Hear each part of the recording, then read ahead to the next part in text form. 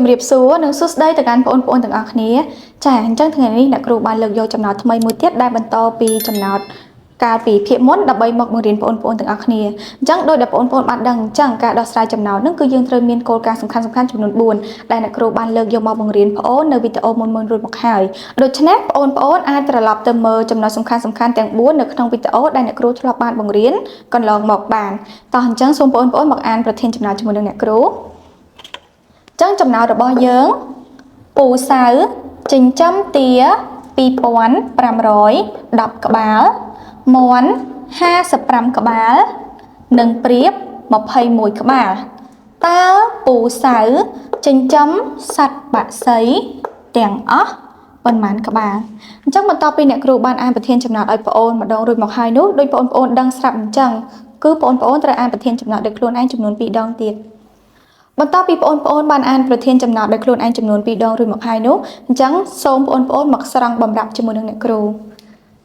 ចំណោទពូសៅចិញ្ចឹមទា2510ក្បាលមាន់55ក្បាលនិងព្រាប21ក្បាលអញ្ចឹងសំណួររបស់យើងនឹងគេសួរថាតើពូសៅចិញ្ចឹមសត្វបក្សីទាំងអស់ប៉ុន្មានក្បាលដោយដែលបងប្អូនបានដឹងអញ្ចឹងនៅក្នុងការដោះស្រាយចំណោទនឹងគឺយើងធ្វើប្រមាណវិធីនៅខាងឆ្វេងនិងរបៀបឆ្លើយនៅខាងស្ដាំហើយនៅក្នុងរបៀបឆ្លើយទៀតនោះចំណុចដែលបងប្អូនត្រូវធ្វើដំបូងគេនោះគឺរកអញ្ចឹងតោះមកសិក្សាសំណួរជាមួយនឹងគ្រូដើម្បីដឹងថាតើយើងត្រូវរកអ្វីដោយសំណួររបស់យើងនឹងគេបានសួរថាតើពូសៅចិញ្ចឹមសត្វបក្សីទាំងអស់ប៉ុន្មានក្បាលអញ្ចឹងបងប្អូនអាចរកបានថារកសត្វបក្សីទាំងអស់ដែលពូសៅគាត់ចិញ្ចឹមរកសត្វបក្សីទាំងអស់ដែលពូសៅចិញ្ចឹម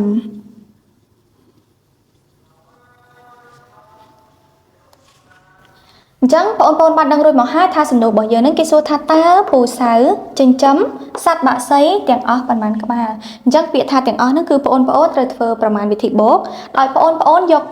2510បូកជាមួយនឹង55ហើយបូកជាមួយនឹង21 2510បូកជាមួយនឹង55បូកជាមួយនឹង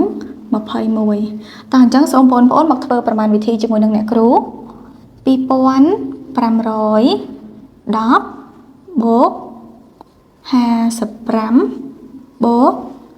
21ចាអញ្ចឹង0បូកជាមួយនឹង5ស្មើនឹង5 5បូកនឹង1ស្មើនឹង6 1បូកនឹង5ស្មើនឹង6 6បូកនឹង2ស្មើនឹង8ចំពោះលេខ5និងលេខ2បងប្អូនអាចទម្លាក់ចុះបាន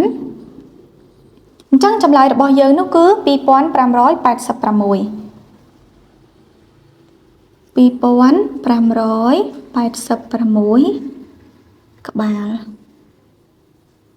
អញ្ចឹងចំណុចចុងក្រោយរបស់ចំណោទរបស់យើងនោះគឺយើងត្រូវឆ្លើយថាតែមុននឹងឆ្លើយថាអ្នកគ្រូសូមឲ្យកូនអានសំណួរម្ដងទៀតជាមុនសិនដែលសំណួរហ្នឹងគេសួរថាតើពូសៅចិញ្ចឹមសត្វបក្សីទាំងអស់ប៉ុន្មានក្បាលអញ្ចឹងបងប្អូនអាចឆ្លើយបានថាពូសៅចិញ្ចឹមសត្វបក្សីទាំងអស់ឆ្លើយថាពូសៅ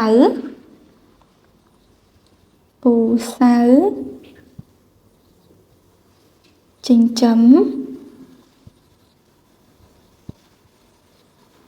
សត្វបក្សីទាំងអស់2586ក្បាល